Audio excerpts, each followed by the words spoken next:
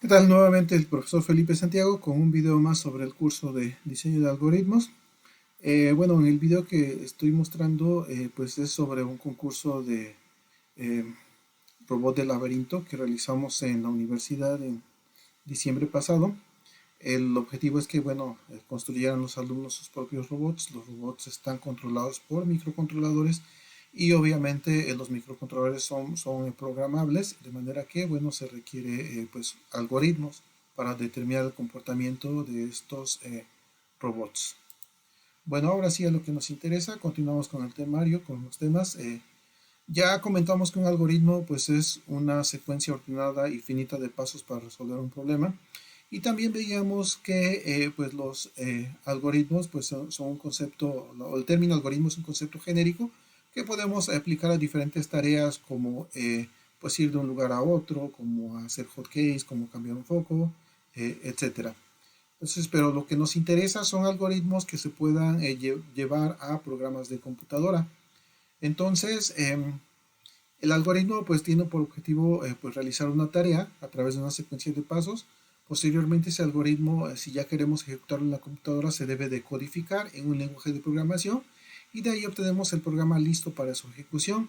La ejecución, bueno, ya es a través de una computadora o bien también, bueno, para diferentes funciones, o también hemos observado que pues también se puede ir a un robot, ¿no? Un robot tiene un dispositivo ahí programable, tiene un microprocesador y bueno, con eso se determina su comportamiento a través de diferentes algoritmos. Bien, en el caso de una computadora pues tiene diferentes elementos. Aquí observamos en la diapositiva pues la CPU, su memoria, interfaz de entrada y salida y memoria de almacenamiento secundario. Entonces, cuando se escriben programas, bueno, generalmente se guardan en memoria en disco duro, pero cuando van a ser ejecutados se llevan a memoria RAM y desde ahí el procesador va tomando las instrucciones para poder ejecutarlas. Bueno, entonces cuando vamos a resolver un problema con ayuda de un programa, pues lo primero que tenemos que hacer es analizar el problema, es decir, bueno, revisar la definición del problema, entenderlo, leerlo una, dos, las veces que sean necesarias para comprenderlo. Lo primero que hay que entender, bueno, es qué necesitamos, qué datos necesitamos, es la especificación de las entradas, y luego qué nos produce nuestro algoritmo, nuestro programa, es decir, la especificación de las salidas. El algoritmo generalmente se hace a través de un diseño descendente, es decir, bueno, comenzamos de manera global viendo cómo se va a resolver el problema y luego vamos refinando por pasos para llegar a la representación del algoritmo. ¿A qué nos referimos? Bueno, por ejemplo, imaginemos el problema de ordenar n datos. Entonces, un paso puede ser leer n datos, segundo paso, ordenarlos y tercer paso, mostrarlos. Pero eso no se va a llevar directamente a un programa de computadora, entonces vamos a refinar. ¿Cómo voy a leer los datos? Entonces voy a leer el dato 1, el dato 2, etcétera. Entonces, ese sería el refinamiento por pasos. Luego viene ya la etapa de ordenamiento y finalmente para mostrar igualmente paso a paso. Una vez que se hace el algoritmo ya se pasa a la resolución con la computadora, es decir, a escribir el programa en un lenguaje de programación para ejecutarlo, depurar es correr paso a paso y validar su comportamiento. Paralelo a todo este proceso está la documentación, que básicamente pues es que escribir con comentarios qué es lo que se va haciendo para que, bueno, si dejamos por un momento la tarea y luego la retomamos, sepamos en qué nos quedamos, o si alguien más retoma este proyecto, bueno, pueda comprender qué es lo que hicimos. Y cuando hablamos de mantenimiento nos referimos, bueno, una vez que un programa está terminado, pueden surgir nuevas versiones o nuevas actualizaciones, es decir, nuestro programa debe de mantenerse funcional.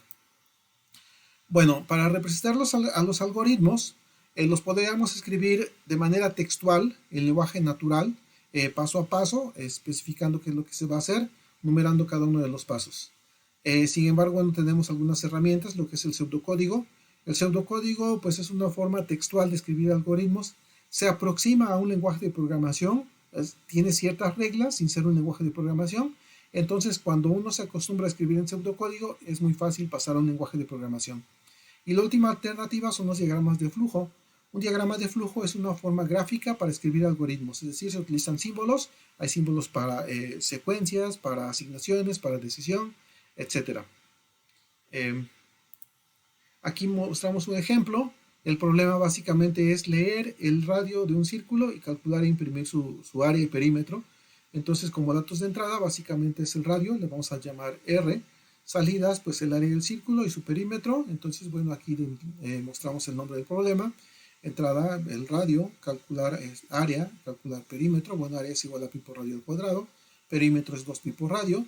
Y bueno, la salida de resultados, mostramos área y perímetro. Además, podemos mostrar el radio. Bueno, entonces aquí nuestro algoritmo en pseudocódigo, pues marcamos el inicio, vamos a leer R, hay que guardarlo en un espacio, le denominamos variable. Luego calculamos el área aquí, bueno, es la constante que es pi por R para hacer radio al cuadrado. El perímetro, 2 pi por radio. Y bueno, ya que hicimos esos cálculos, entonces ahora vamos a escribir, podemos escribir el radio, el área y el perímetro. Y con eso concluye nuestro algoritmo. En diagramas de flujo, pues tenemos aquí, bueno, los marcadores de inicio y fin, los símbolos para entrada o salida, aquí leemos R, y los símbolos de procesos o asignaciones. Aquí donde se asigna A igual a pi por R al cuadrado y perímetro 2 pi por R. Bueno, entonces, pues en resumen, pues un algoritmo nos indica cómo resolver un problema a través de una secuencia de pasos. El algoritmo debe ser preciso, definido y finito. Preciso es que, bueno, los pasos se den de manera clara, sin que haya posibilidad de errores. Definido quiere decir que, bueno, si se ejecuta una vez con unos datos y luego lo volvemos a ejecutar con los mismos datos, se debe de llegar al mismo resultado. Y finito, bueno, que tiene fin, es decir, el número de pasos. El algoritmo no debe de estar ejecutándose por tiempo indeterminado. Bueno, los pasos ya observamos pueden ser de 3 tipos: secuenciales, es decir, va uno tras otro; de decisión, cuando se llega a una condicionante, revisamos si es verdadero o falso para hacer uno u otros pasos; y repetitivos, bueno, también dependiendo de una condición, se pueden ejecutar cierta cantidad de pasos. Bueno, también comentamos que el pseudocódigo como una forma de escribir algoritmos que se parece mucho a los lenguajes de programación, y los diagramas de flujo, que decíamos que, bueno, es una forma gráfica para escribir los algoritmos.